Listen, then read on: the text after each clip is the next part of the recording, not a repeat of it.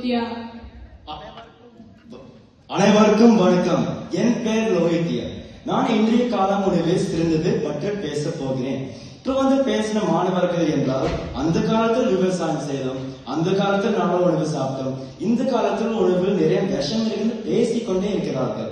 ஆனால் இந்த காலத்தில் தொழில், கலாச்சாரம், மொழி மாறிக்கொண்டே இருக்கின்றன. ஆனால் மனிதருக்கு எல்லாம் ஓய்வு நேரமே கிடைக்கவில்லை. இருக்கிற காலத்துக்கு பிடித்த உணவு சாப்பிடலாம் என்ன ஆக போகுது?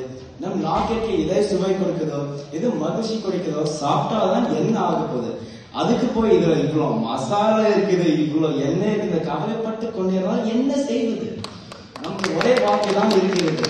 இந்த வாழ்க்கையில் நாம் மகிழ்ச்சியாகவே வாழலாமே, இந்த வாழ்க்கையில் நாம் பிடித்த உணவே சாப்பிட்டே வாழலாமே.